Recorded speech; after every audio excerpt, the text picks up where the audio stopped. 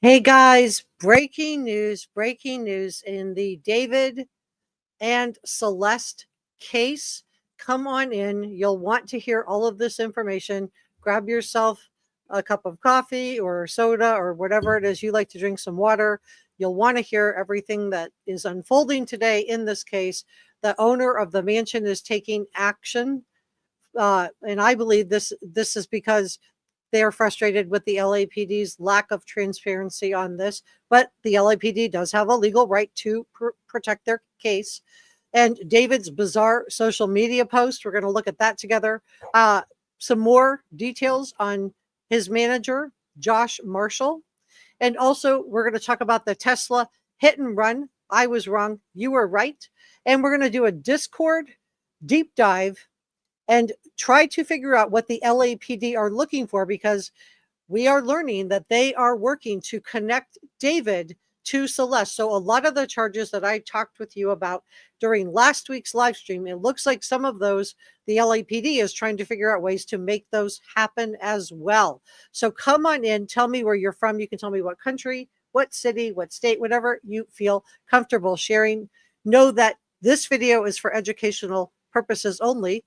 This video is for adults only, and viewer discretion is advised, and everything I'm sharing is my opinion. If you haven't subscribed, please. Subscribing is free, and it helps me out a lot. It lets the YouTube algorithm know that I'm doing a good job. So come on in, tell me where you're from, and know that David is innocent until proven guilty. Everyone is innocent until proven guilty. So since the raid, no arrests have been made, no suspects publicly named, and the COD for Celeste has not been determined. However, the owner of the mansion, Mladen Trufanovic, who owns the mansion where David was living, which was being rented by his manager, Josh Marshall, is desperate for answers, and he spoke out today to the Daily Mail. Let me just show you my sourcing on this. So this is the mansion in question. You can see it's a really nice looking mansion. It's probably worth between $4 and $5 million. And he didn't even know that David was living here. You can see the security cameras here, and you can see a 3D security camera here, and then there's more around the mansion as well. So this is my sourcing on this. They're not the only ones that reported this, but this is the sourcing that I'm using, which is the Daily Mail. So let's go back to David. So since the arrest, the owner of the mansion, he's told the Daily Mail that he's only had limited contact with the LAPD, and he's really concerned about what role, if any, his mansion played in what happened to Celeste. So the owner is absolutely determined to find out the truth, and he hired a private investigator. He hired Steve Fisher from SF Investigates to review surveillance footage and interview potential witnesses to determine whether or not Celeste ever stayed there. And if so, when was she last seen there? By neighbors, by friends? And this is a really good fit, in my opinion, because Steve has already been boots on the ground, going through the different security cameras in the area.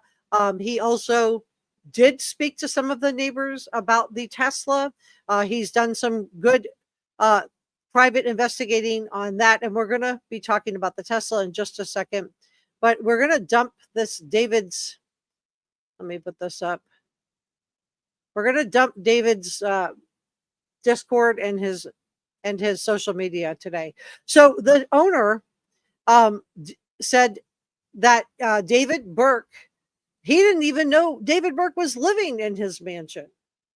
This mansion was rented by David's manager, Josh Marshall. So what the heck? It's not legal to rent something in your name and then just hand it over to somebody else. You're not allowed to do that. I don't think there was anything that the owner of the mansion said, hey, Josh Marshall, this is fine. So I'm wondering if this is him prepping for litigation against Josh Marshall, who, in my opinion, if Celeste did pass in that mansion, will devalue the mansion, and therefore he would have cause to go after Josh Marshall and also after David, aka D4VD. So he told reporters that his family hired Steve Fisher to chase the leads that police might have missed, simply because he said, quote, "We want clear answers for our family." Now, Steve Fisher is a veteran in missing persons cases. You guys probably remember him uh, from the Riley Strain case. Now, the Daily Mail was the first to report that Josh Marshall abruptly broke this $20,000 a month lease. And I think he has some liability there too, right? Because he broke the lease within days of the LAPD raiding the home with a search warrant. And the David's whereabouts, we still don't know where he is. We know he retained a top Hollywood attorney who just happened to represent Harvey Weinstein and also Prince Andrew. So I think we have a pretty good idea about what David is worried about. Let me know if you have a different take on it, or if you have the same take. Do you agree? Do you think that David hired this particular attorney because of her experience with handling Harvey Weinstein and Prince Andrew type issues? I'm watching my words. Yes or no? The owner of the mansion said that the home had been extremely quiet. This was, and to his knowledge, nobody was even home when the LAPD served the search warrant. Now, David was touring. He was out on tour. Remember, when Celeste was found in his trunk, this guy didn't stop his touring. He still has it to this day, had one word of empathy or compassion for Celeste Rivas Hernandez. Not one word, or her loved ones. So he said that the home had been extremely quiet.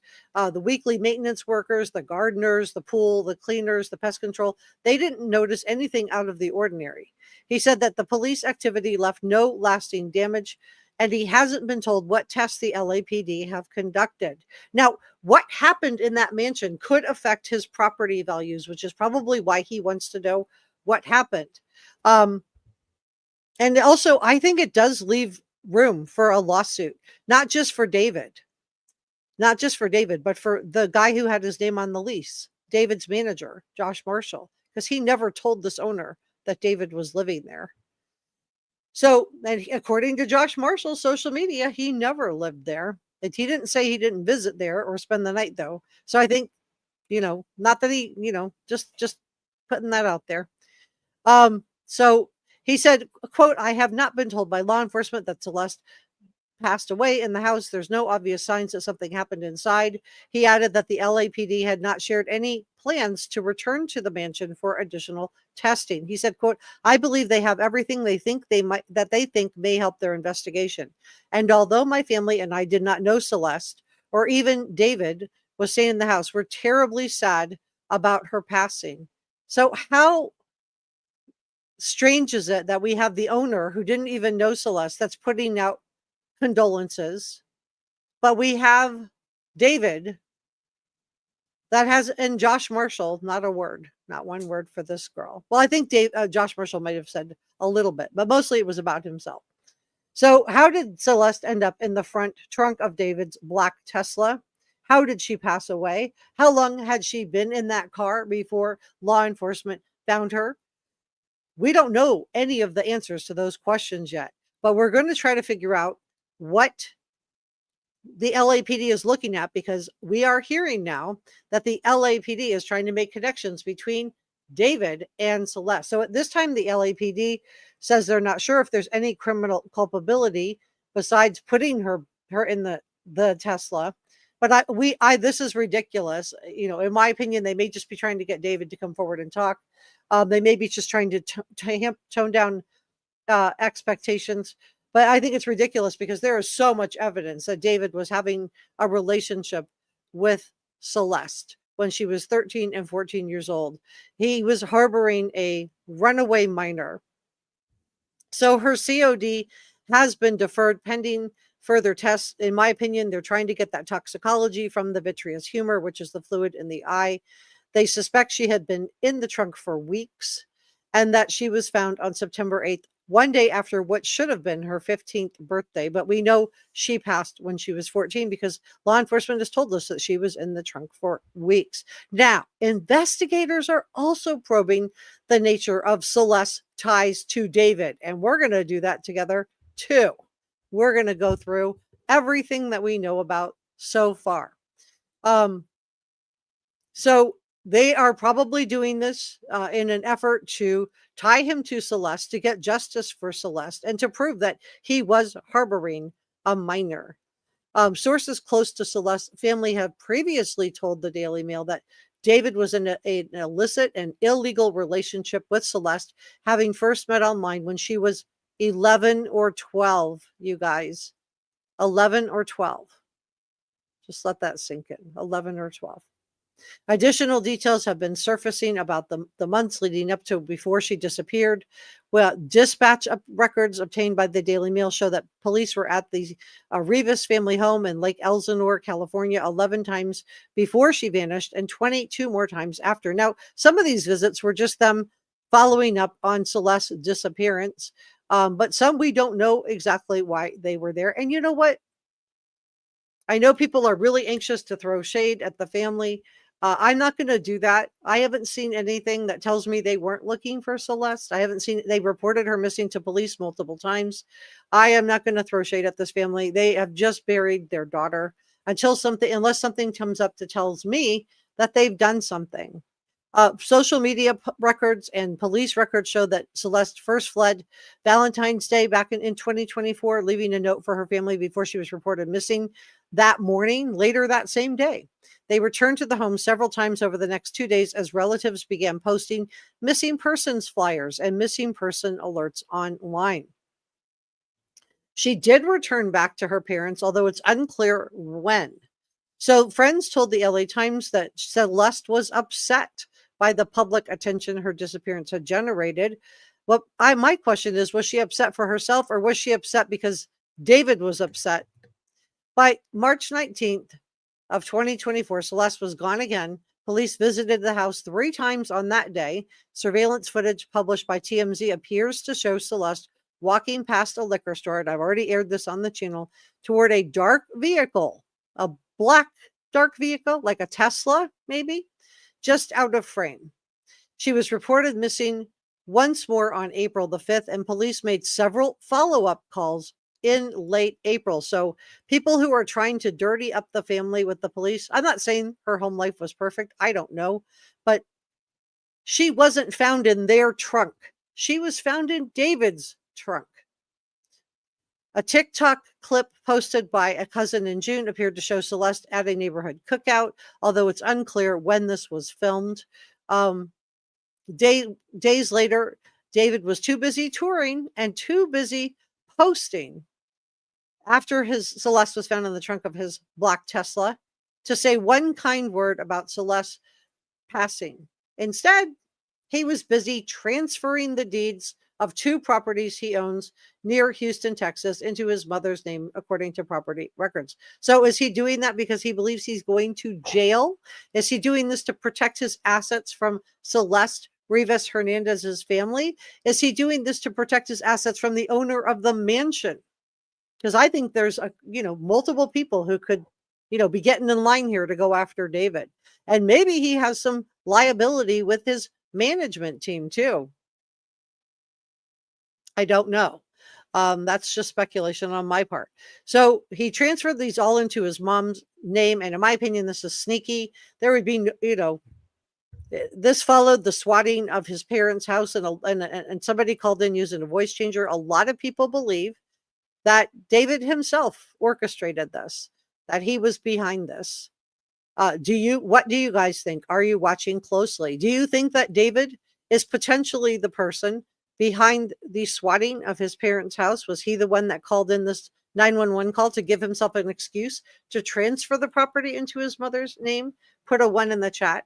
Do you think that David is not related at all, and this is just some awful troll, which is very, very possible, that decided that they were going to harass David's parents, and nobody should be bothering anybody? So the LAPD and David Burke's attorney have both been contacted for comment, and of course, neither one is reaching out. So public reports based on leaked Discord messages and social media reports detail a disturbing connections between David Anthony Burke, aka D4VD, and Celeste Rivas Hernandez, a teenager who was found in the trunk of his Tesla. So what happens when music, millions, and misogyny all collide? In 2024, a TikTok post by David and other social media have all come under scrutiny following the discovery of Celeste Rivas Hernandez found in the front trunk of the Tesla. David, in my opinion, was posting about doing something like this. In my opinion, he was fantasizing about what he was going to do. He called his alter ego Tommy. Let me just show who that is. So every time you see David with a blindfold on, this is supposed to be his alter ego Tommy. Again, his market was to teenagers. It is kind of immature, but I believe he was what he was fantasizing about is really, really disturbing. So considering the song lyrics that he was writing about, the comments he was making on TikTok, and I think the saddest part of the culture that we're living in is that he was able to make all of these comments, write these disturbing video lyrics, and post these disturbing TikToks about, chopping up meat, but, alluding that this is what he was going to do. So, veiled threats. And another content creator named Brian Beard talked about, what if David had been writing these lyrics? I thought this was such a profound question about dogs.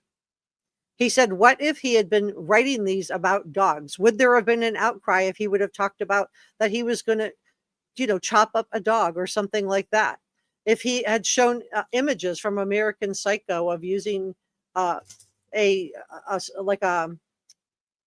know what it's called, a stun gun or some type of, I don't know what it is, but he was showing using that. If he would have shown them using that on a dog, would there have been outcry then?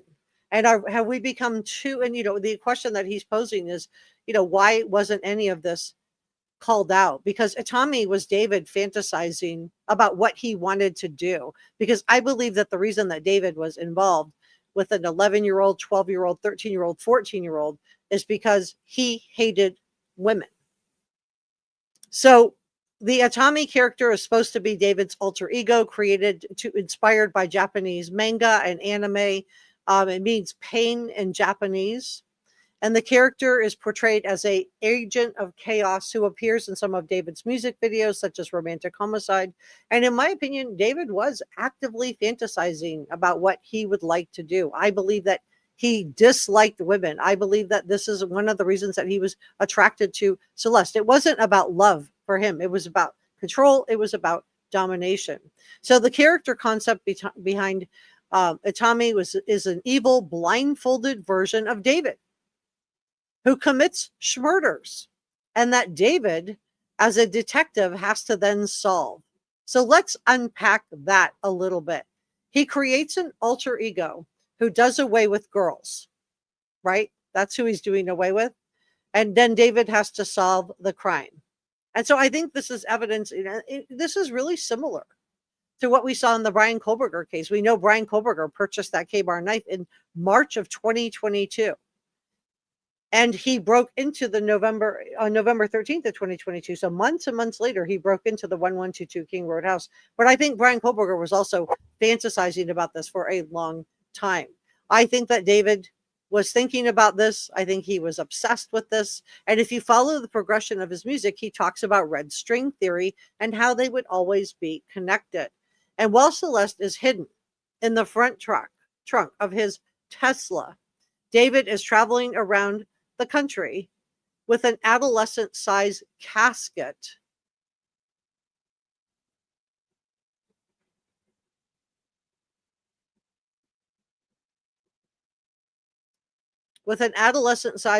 not a fully adult one, holding mock funerals.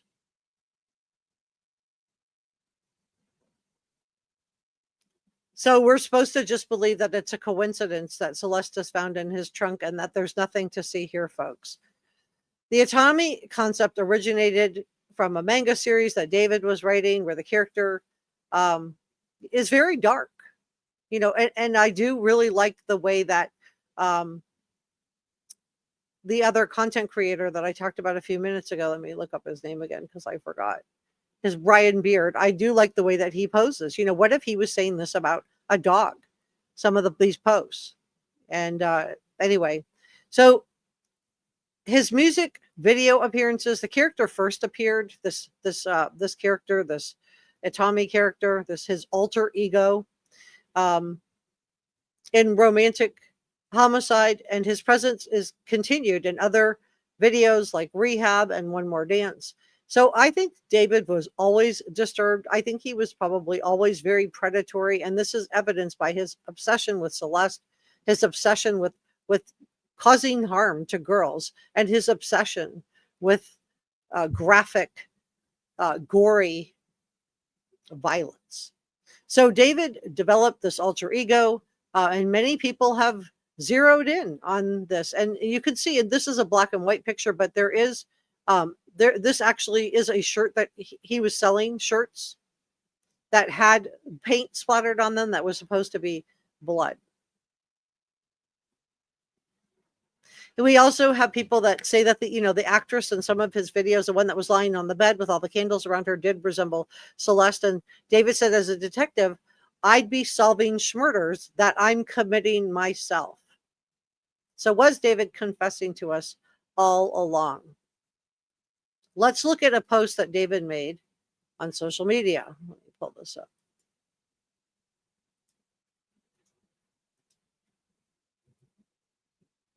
Was David confessing to us all along? Yes or no? What do you guys think?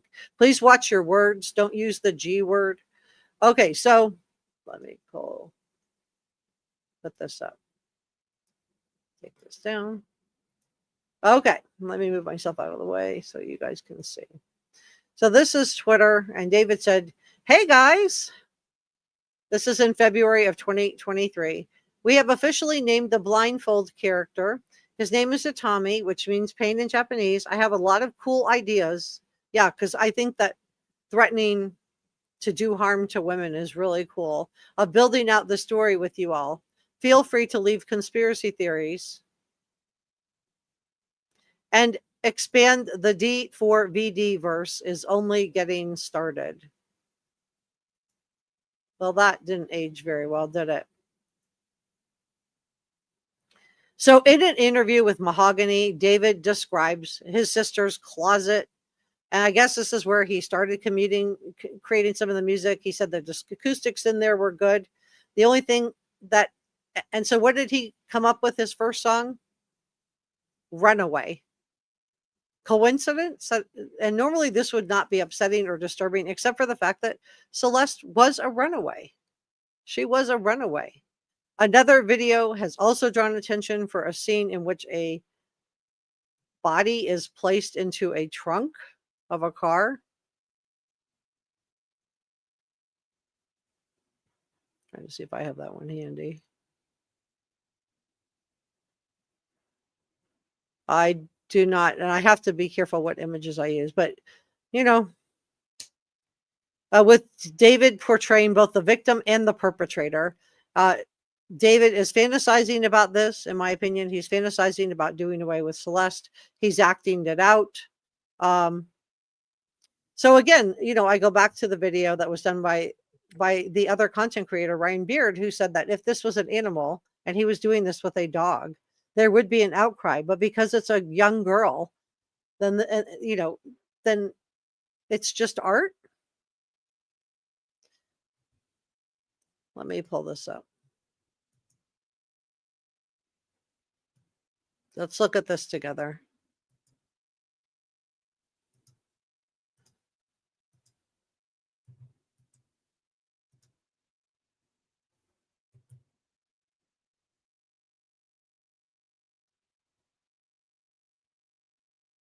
All right, we're going about 19 minutes in. And let me share this with you. Let me take this down.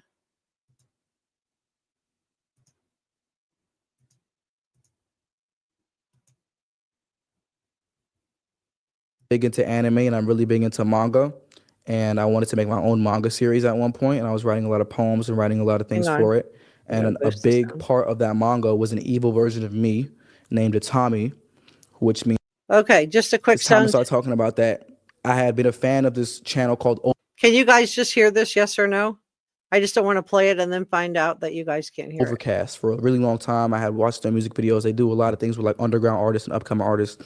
I really had a liking to their videos. And Tommy Killjoy, who is the leader of Overcast, he was like, "All right, bet I'll direct your music video, bro." So I pull up to Arizona with my whole family, and we're talking about like the treatment and stuff like that.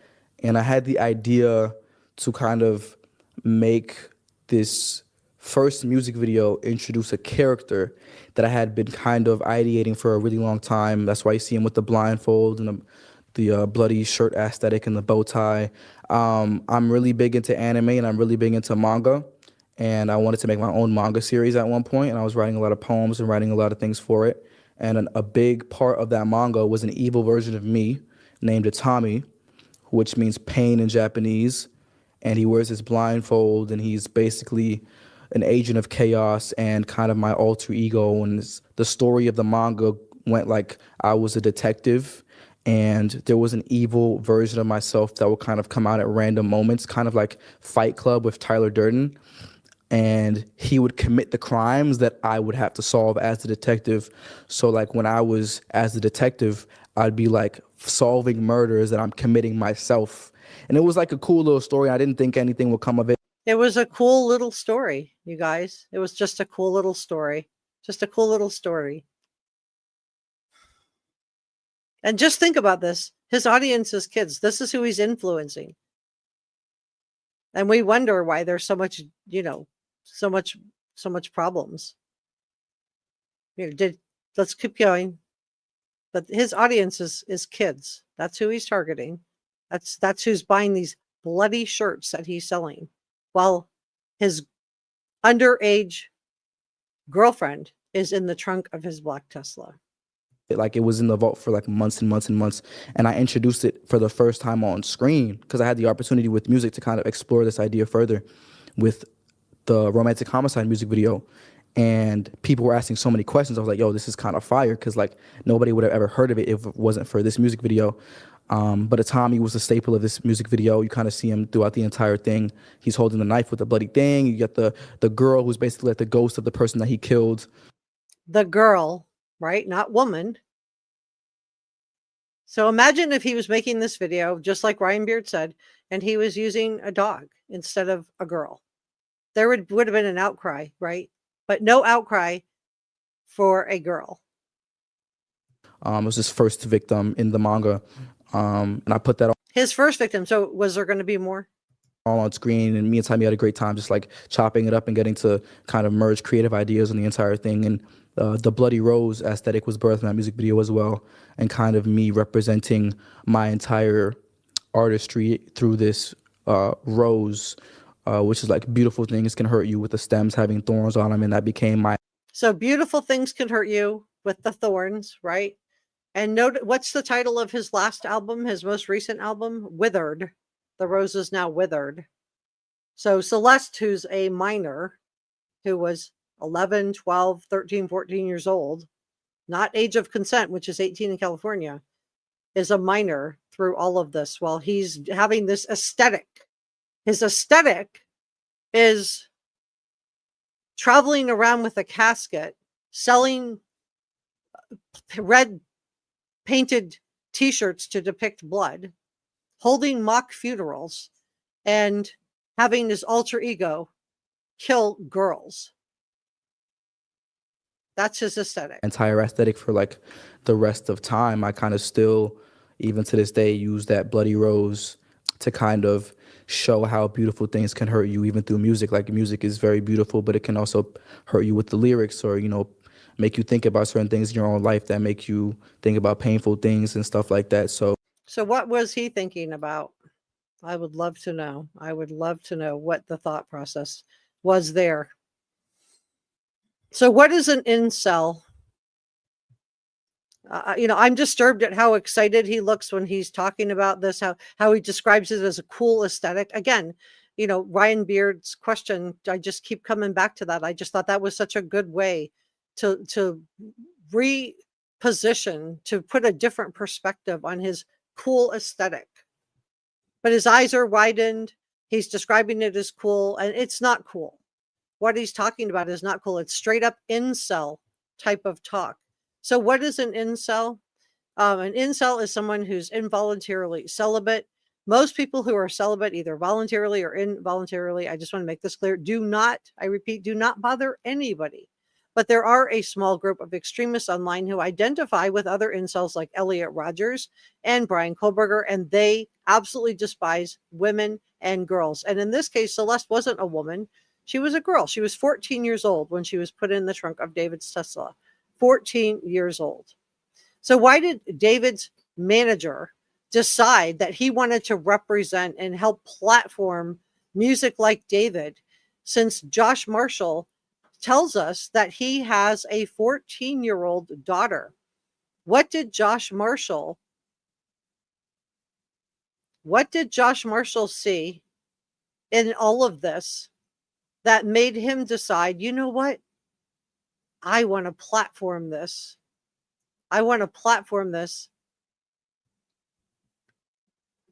So David's first YouTube video was called Runaway. It was called Runaway.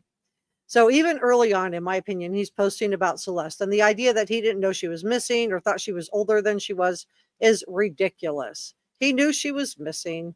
He knew she was older. Steve Fisher from SF Investigate says he sent an email to Josh Marshall, who denies it. And I think this is why the owner of the mansion wants to get to the bottom of this. This little girl right here was found in the trunk of this man's car. We're gonna unpack him. And her family was looking for her. People are like, oh, they didn't look hard enough. Listen, you don't know what they did or didn't do. You weren't there. But she wasn't found. If she was found in the trunk of their car, I would be going after them, but she wasn't. So let's consider the lyrics in David's song. He says, it's too much for me to handle, white rose petals, broken hearts, and bloody sandals, bodies stacked on top of another, good undercover, too bad for each other now. That's what this man is posting. And this missing persons poster,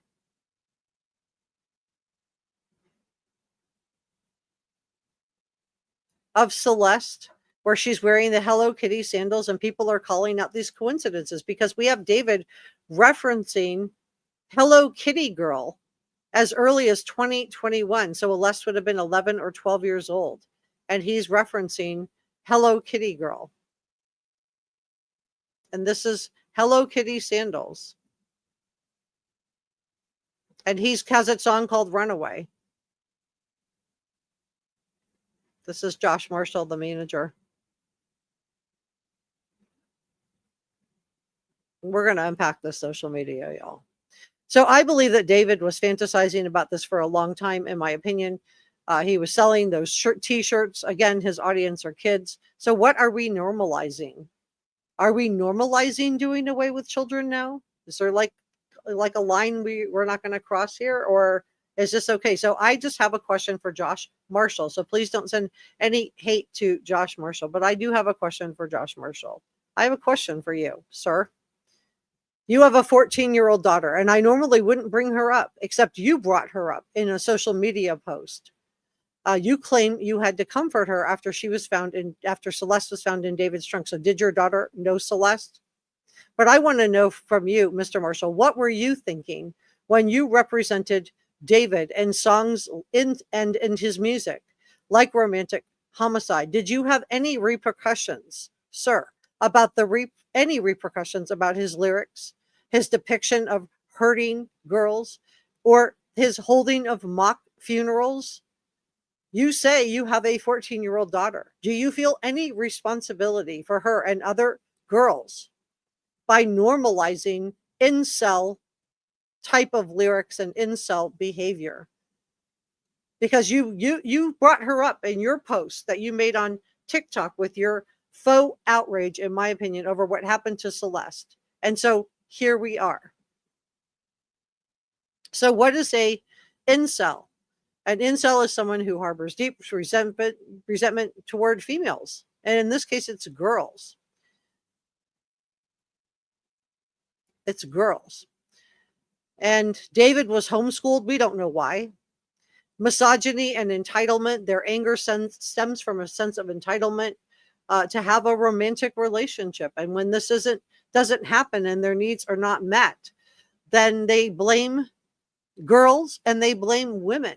And this leads to hostile and dehumanizing attitudes that it just should not be acceptable in a good and decent society like ours. They tend to rely on negative coping strategies like self-blame rather than healthier options like seeking emotional support or counseling. And according to the UK government, who conducted a study on this, when asked if they would justify violence against girls and women, the incels perceived causing harm, self-defined by the actual participants. Around 25% of them said sometimes or often. So this is who David is reaching out to. This is who he is influencing them. And the average response, thank God, was rarely or never. But 25% is a lot of people. And I think it's really concerning that David attempted to normalize this misogyny through his music and through his posts. So was David predicting harm? By qualifying harm with a composite made up of angry music, displaced aggression, misogyny, essay myth acceptance, the justification of DV, pathway analysis demonstrate independent and predictive roles of mental health, ideology, and networking in incel-related harm. So was David predicting the justification? Was he justifying using violence? Because incels often feel like they're justified, right? So this is a very small group of people. I just want to say that most people who are involuntarily celibate are not like this at all. But I saw them in the Brian Koberger case. They were, all in that he could not have done it. He was innocent. They didn't care that Maddie, Kaylee, Xana, and Ethan had been done away with. They did not care. And then we have this depiction of the American movie Psycho using a pew-pew to do away with a female. So he's talking about jealousy, and chopping up meat while he's doing that. So he also admits, what he's into. And this is why I want to unpack everything about David, because I think law enforcement is also unpacking this. And this is what he says.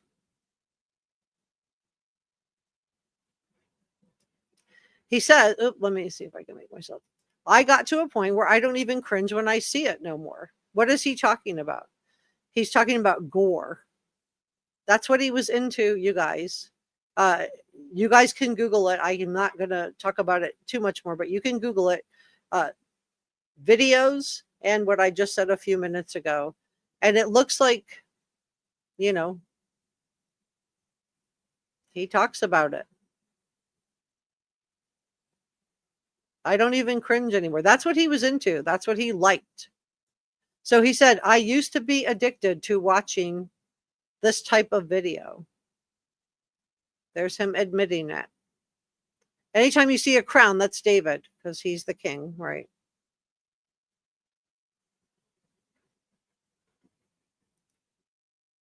And here he says, I love gore.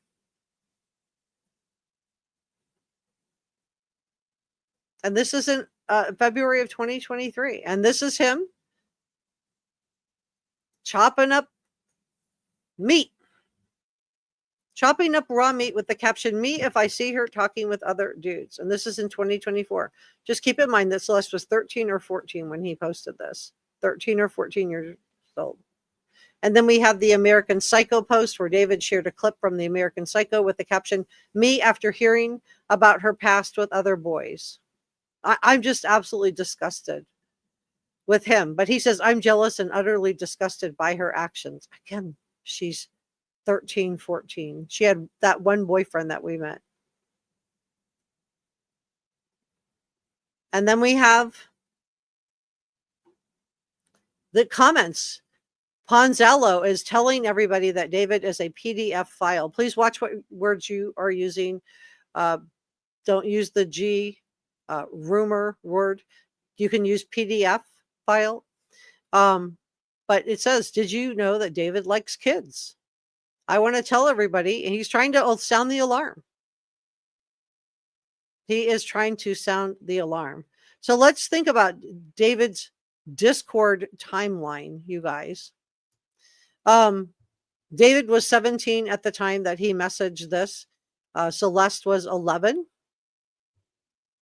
And Celeste is in here, and she's in there. Hi, David Bark. Early in 2024 is a live stream clip featuring David and Celeste. Shows David. This is not that one. This is a different one. But at the end of it, he tells his moderators to delete it, delete everything. And Celeste's last messages to David's Discord server were reportedly sent around for 3 months before she went missing in April of 2024. And David was busy deleting everything that he could delete. By mid-2024, members of David's Discord community were openly discussing rumors of a romantic relationship between David and Celeste. So Celeste would have been a minor at this point. And when somebody asked David, who's that girl? What does he say? Let me just take the banner down. He says, you are a Fed. He's worried. And you can see Celeste in the background there. I have her face blurred out. You are a Fed when someone tries to question him. So allegations of predatory behavior from his Discord server reportedly show messages between David and Celeste, with some conversations showing very predatory behavior. We have one screenshot of David talking about Hello Kitty Girl. And he said, it says, when your card declines at therapy, they bring in that one Hello Kitty Girl you met back in 2021. How old was Celeste at this point? She was 10 to 11 years old. I just showed you Ponzalo straight up calling David a PDF file. Another post of David of Celeste in December of 2013. That's Ponzalo straight up saying it. I mean, no, not mincing any words. Another post from David. This is the one where he, talks about calling when somebody tries to call him out. Who's the girl? He knows he's got a missing runaway, and he says you're a Fed. He's paranoid. He should be. Unfortunately, none of this ever got past until nothing got passed forward to law enforcement until she was found in the trunk of his Tesla. But I believe law enforcement is going through all of this. And then we have lyrics from David. And Celeste is in other posts with David, just without, people are like, oh, it's not her. It is her. That is Celeste Rivas Hernandez. This is Celeste Rivas Hernandez. So let's think about the lyrics that he's got posted here. He says, I decide, you decide, we decide, we can't go back. I don't know. You don't know. We don't know. Just stay right there. Can't we just take our time? We don't get too attached. I know what the problem is. Save your tears. 7 years. How old was Celeste when he posted this? She was 11. What's the age of consent in California? 18. So 7 years. So a former,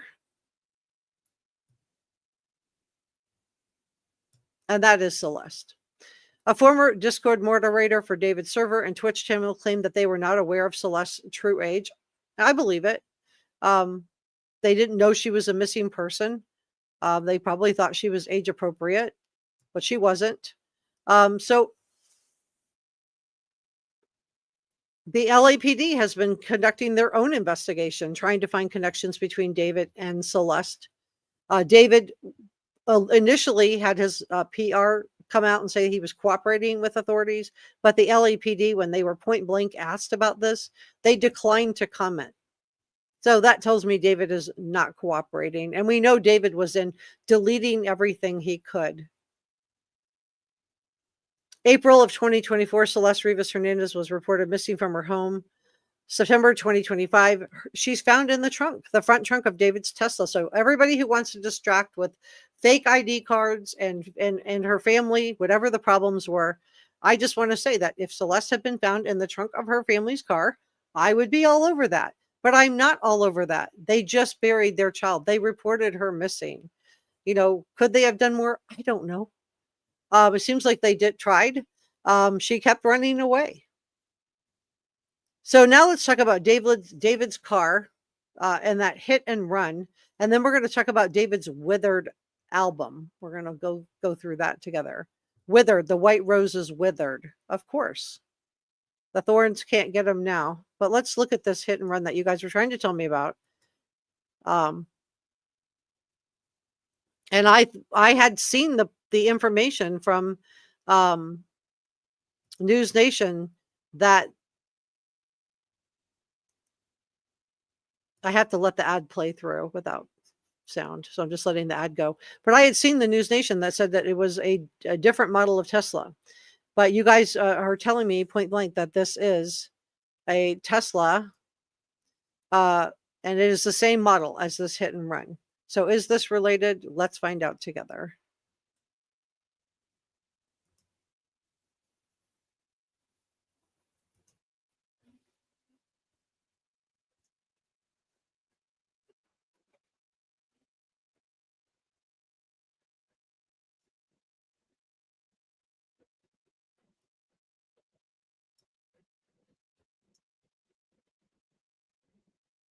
That man, he possibly had barricaded himself inside this white work truck, and the SWAT team had eventually been called out. They boxed in this work truck, and there was a long standoff with this barricaded man, possibly armed.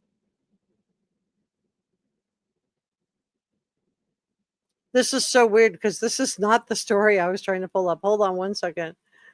I clicked through on the link I saved. Let me just put this in. Let me just put it in. This could have been another incident with let me redo this. My bad.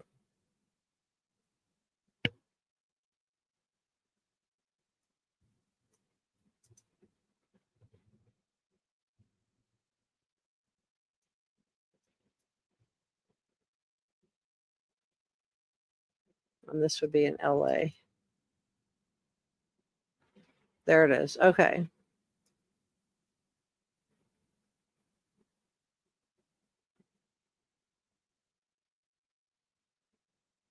It's got to play its ad.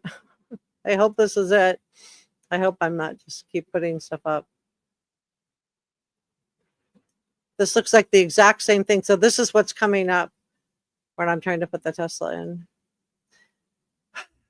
Let me try one more time.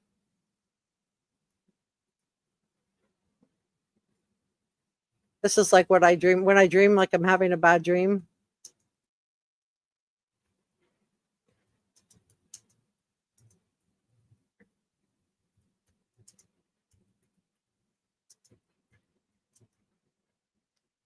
And I keep trying to put it in and it won't go through. Do you guys have dreams like that? All right, so let's just talk about it. There was a hit and run where a Tesla crashed into a cyclist on July 1st. This was in South LA, and a black model Tesla X driven by an unidentified driver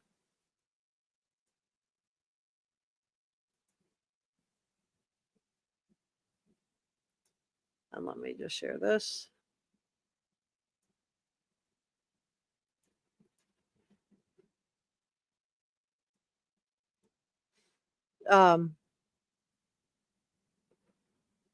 Driving eastbound on 67th Street near the 110 freeway, the driver of the Tesla failed to stop after the collision, fled the scene toward Broadway Avenue. This hit and run highlights the need for accountability in such devastating accidents. And of course, we have people using it for an ad. So that is the hit and run. I don't know if this has anything to do with this case at all. Other than the car being similar to a Tesla that David owns, I don't know if this is related to David or not. But I'm sure the LAPD, would be looking at it. The only thing I know about his Tesla is his car does have a dent, but I haven't heard anything that says for sure that this car is related to what happened to the Tesla in the accident. To David's Tesla. I just don't know. But a lot of you guys were asking me about it. And I do wish that I had, some more information for you. We're going to go through the Withered album next. Let me pull that one up.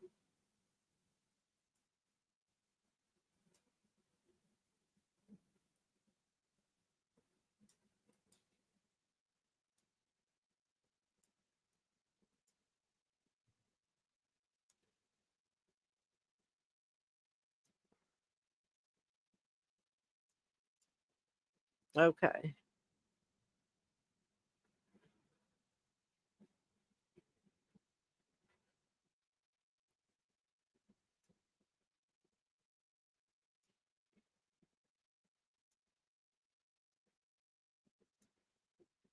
Feel like they're reading a book almost, and they get into a different chapter with every song. But there's also that kind of pause where they kind of take every song in by itself and then have this kind of visual landscape in this interlude to kind of be in my head, in my mindset, and why I wrote the project like this and how everything went, just to like keep them even more interested and connected throughout the project for sure. So this is an interview with David.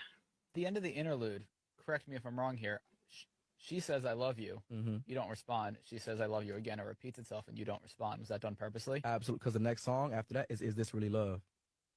So it's kind of like a lead into that kind of a transition type thing, So invisible string theory interlude. Now, for those of you that are like, what are string theory? That's a philosophy that David really liked, that he said that, souls were, connected by a red string or a string.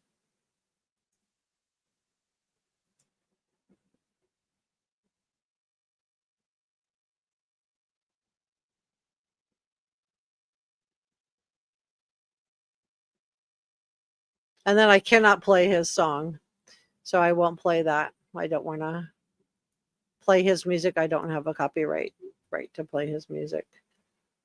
And I have heard that he is copyright. But this is David.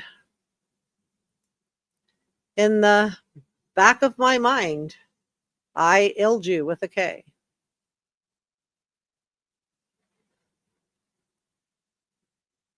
This is him. This is Celeste in a blue wig. You can look at the bangs. You can see it's cut kind of in a zigzag. And you look, and here's David in the same wig, in my opinion. And look how young she is there, you guys. And there she is with David. So there are connections that law enforcement can go after with Celeste and David.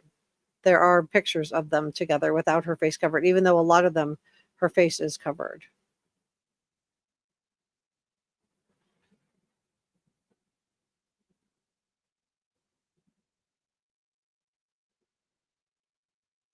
I want to put up a picture of Celeste. That's what I'm like going for here.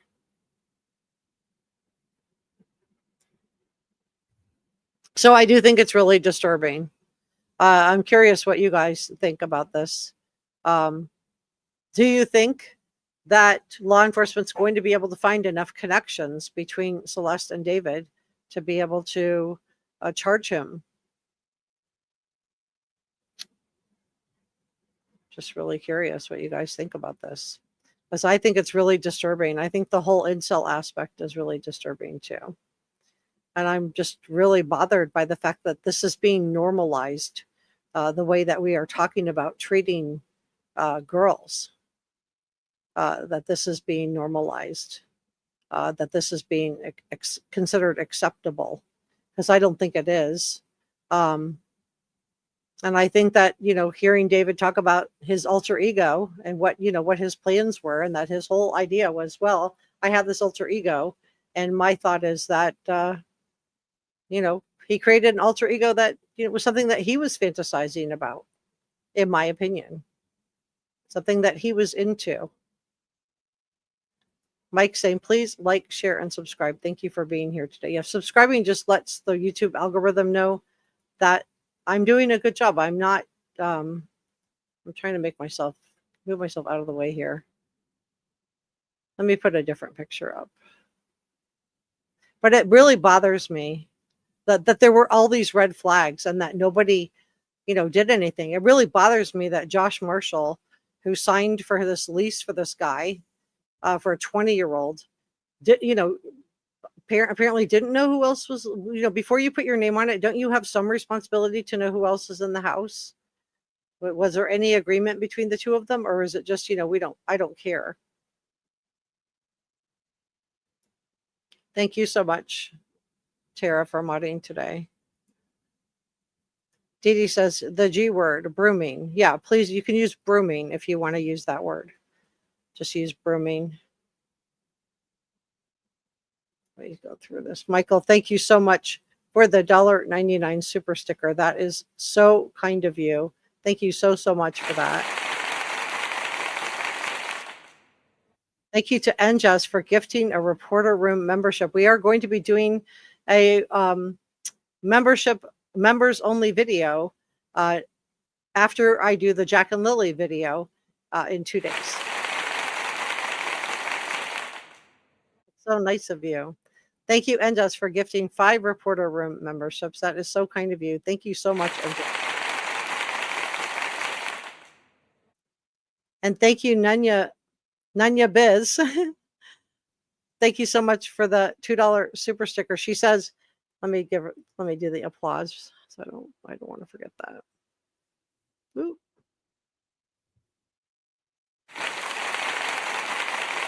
She said, David's concert on September 9th, he wore the 9/7 shirt. Which 9/7 shirt, Nanya Biz? Which one are you talking about? I just want to know, because I want to know exactly what you're telling me. And Josh, thank you so much for the 28 pounds super sticker. That is so kind of you. Thank you so much. And thank you to Ozark Life for the $50. Thank you so much for that. Much appreciated. Thank you so much, Ozark Life.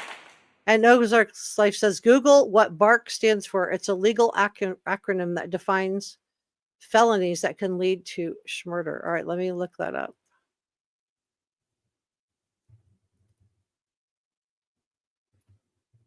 It's with, let's see. All right.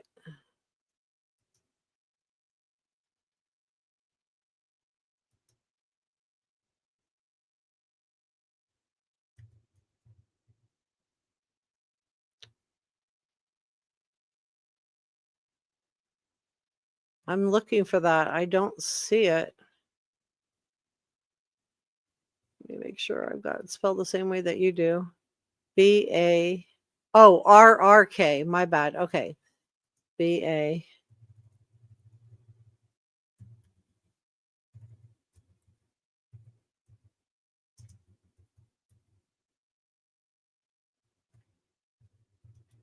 All right, let's see.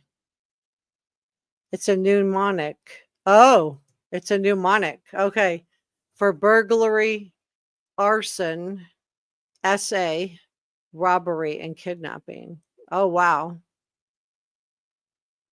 So you think she was like doing a little tease there with him using a mnemonic? Wow. That's really, really creepy. Thank you so much for sharing that. And thank you so much, Susan, for the $4.99 super sticker. That is so kind of you. Thank you, Susan. So if you're watching, come on up and whoop, sorry. If you're watching, come on up and talk to me. I do want to chit chat with you guys. I want to see what you guys have to say about this. And Jazz says, if you have any information or tips for Jessica, please email her at tipsforjessica@outlook.com. Yes, I have a couple of you guys. Donna's been, I don't want to like say your last name, but Donna's been emailing me. I have a couple of you guys who've been emailing me, and Jazz has been emailing me tips. Thank you so much. Let me see who's been emailing me. I won't say last names. Danae has been emailing me. Denise has been emailing me. Njaz has been emailing me. Tammy and Veronica. Benjamin and Grace have all been emailing me. Grace has sent me several things. Deanna also has sent me several things. And all of these things are really helpful. Amy has also sent me several things. So all of this is really helpful, you guys. Thank you so much for your tips. Cabling, thank you for modding today. Nom Nom said, what if it was Celeste who hit them in the car? I don't know. I don't know how, she would be driving the car. I don't know. I mean, I guess that could possible. I don't even know for sure it's David's Tesla. But it is the same make. It is the same year, and it is black. I don't know how many black Teslas that year are in LA, but I don't know. Thank you for modding today, Tanya. Thank you for modding today, Cabling. Thank you for modding today. This is our head mod, Njaz. Thank you for modding today, Tara. Yeah, you can use gummy for that word. You got to just find a different way. Red rum, just find a roundabout way to say what you want to say. Otherwise, when you drop me comments, if I don't respond to your comment, it's because it got caught in the YouTube filter. Hey, Maddie. Good to see you. Missy Smith says her eyes look haunted. Let's take a look.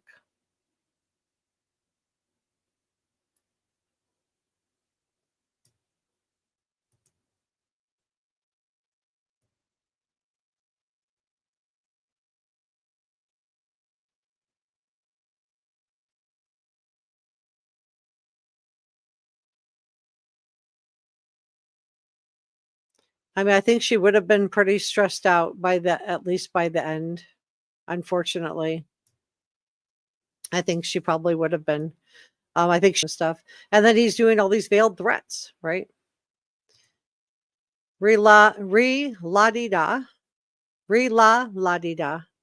No, that's wrong. Re-la-la-di. No one's talking about it, so it's strange. Mike said, guy was homeschooled. Yeah, we still don't know why he was homeschooled. We know he was pulled out of school. We know his family was like Pentecostal, so very religious. So that's also really strange that he went down this dark road. But, maybe he was homeschooled for a reason. Brian Kohlberger, we didn't know originally why he was doing classes online. And it wasn't until later that we found out that, and we still don't know exactly what happened in his school, but we know that he didn't leave voluntarily. He was not just suspended, he was literally removed from his entire school program. So I think that's very interesting also. Deanna says, I said there's a $50,000 reward for the identity of the driver. Yeah, so come forward, you guys. That's a lot of money. Janine says he was so ignorant that he didn't know how to dispose of the remains. I really do, this is where it does go back where he was 20 years old, certainly old enough to know better. But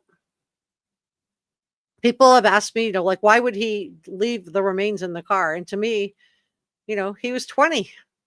He just wanted it to go away. So he put her in the trunk. He didn't know what to do with the car. Does he send it to a impound lot? Maybe he was just hoping it would be towed and nobody would ever know what happened to it and he could just report it stolen later. But, it did get towed.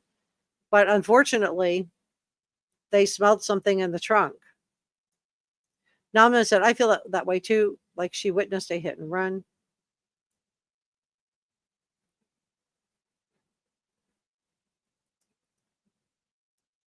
Susan says, it just came in, but I can't stay long at work. That's okay.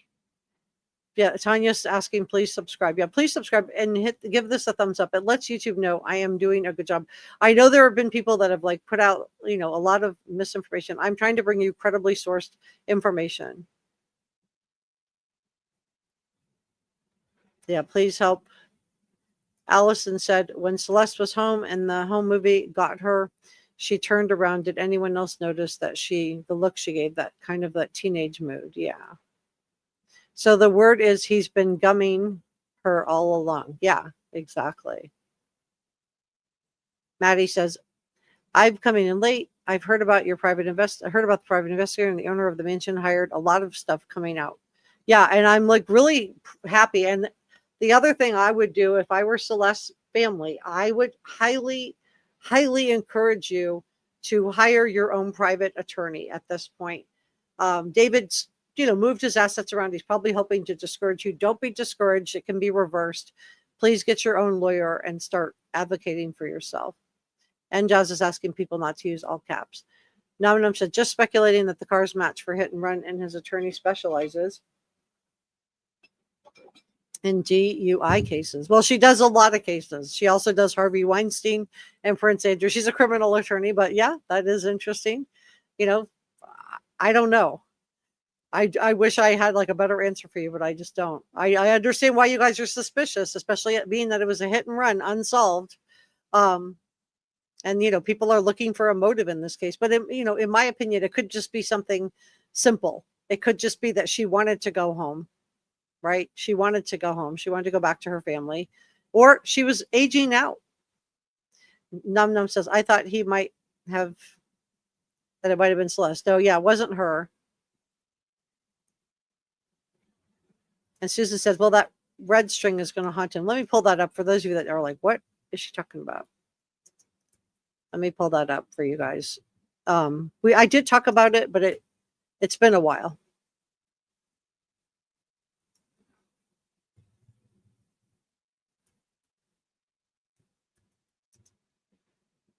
All right. So this is the theory that David absolutely loved.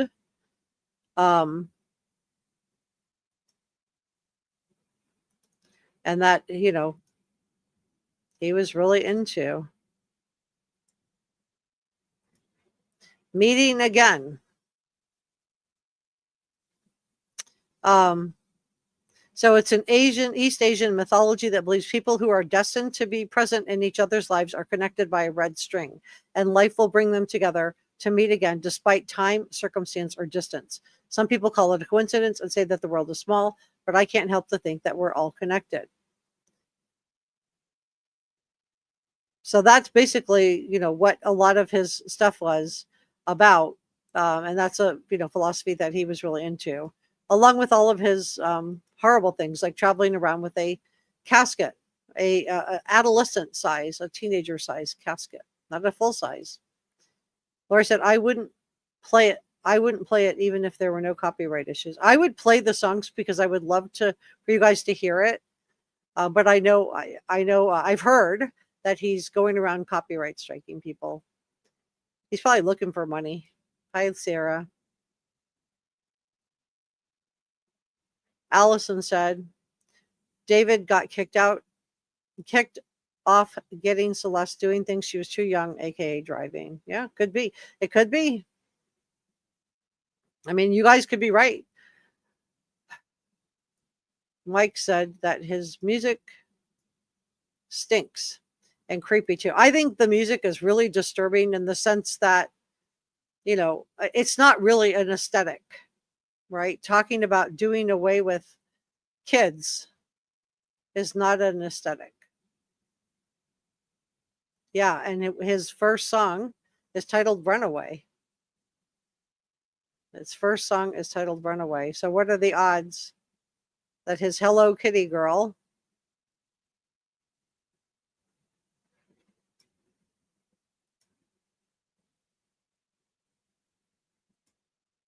and she's got her Hello Kitty and that's what he titled his first song.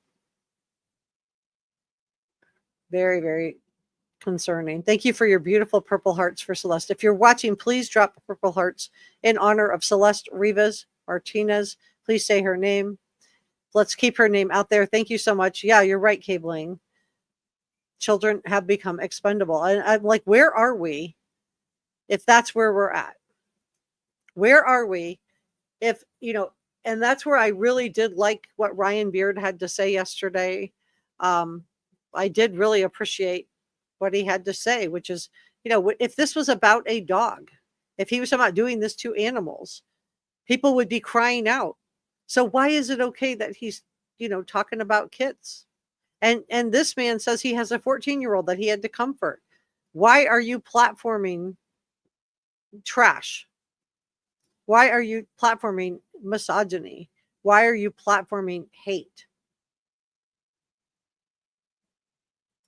La D says the model damage pattern matches the $50,000 reward, the surveillance. So she really believes that Tesla is David's. Well, if you're looking at it, I bet you anything the LAPD is looking at it too.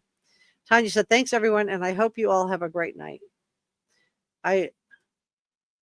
Raphead says a lot of subpoena and depositions from his coworkers. That's good news. Susan said, what is disturbing is that he has made no attempt to offer condolences to her family or to those that knew her.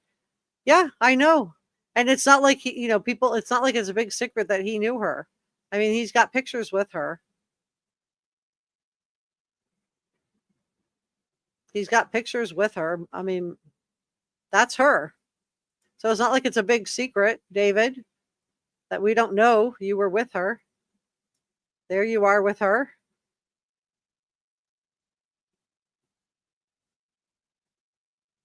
But maybe he doesn't offer condolences because maybe he just genuinely doesn't feel sorry. Maybe he doesn't feel sad for what happened to Celeste. It's really, really sad. Love you too, Tara. Thanks for modding today. Cabling says, please put your paws. That's cute. Please put those paw prints on the like, subscribe, and like, subscribe, and share. That's so cute. Let me, we're going to be talking about Brian Kohlberger today. I'm going to do that on a separate video, a separate live stream. We're going to do that today. I do want to say thank you to our producers, Njaz, Sasha Angel, George Brown, Michael L. Cole, and Christy Valentine.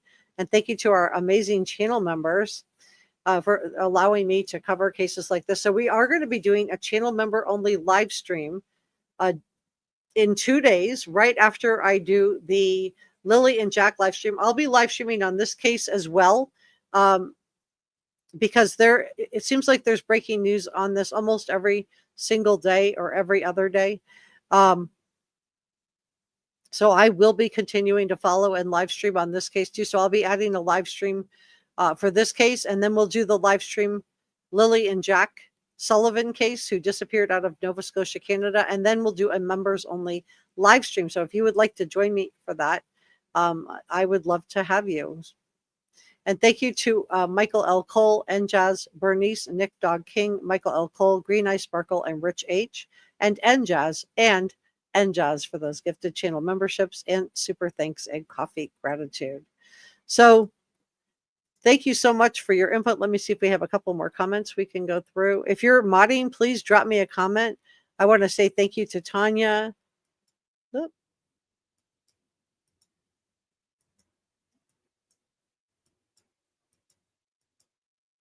And thank you to Cabling.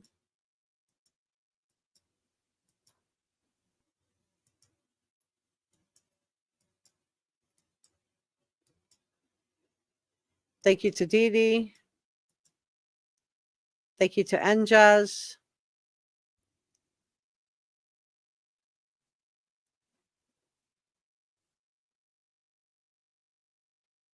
Let me see where we're at.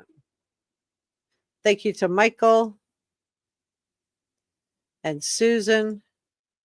No, we don't know yet. And Cabling and Tara. We don't know what we don't know her COD. And Dee Dee, thank you so much for modding today. Knox says she got gifted one. That is from NJazz. DN says maybe something happened to her. She was involved in that hit and run. Very possible. Yeah, it could be. Namdan said he had previously stated he wanted to make music for 5 years and disappear and buy an island and never be heard from again. Huh. Well, Bailey said his dad is litigation consultant. He would have had access to legal info and technicalities. Yeah, you're right. Thank you for modding today, Lori. Lori says he cannot pull off that nail polish, in my opinion. Allison agrees with you, Janine. Rhiannon says it's one of the most disturbing cases of a minor being hurt I've ever seen, heard, or watched. It is. Janine says, I've heard on another podcast that Celeste's mom spoke out and said she hadn't said anything because she was afraid of David. I believe it. I believe it. I believe she was afraid. I believe that there was, I believe they probably were afraid. Tanya says, at the end of the day, he didn't do anything when she passed away. No money, no sorry, no nothing. True. True that. Not one kind word from him.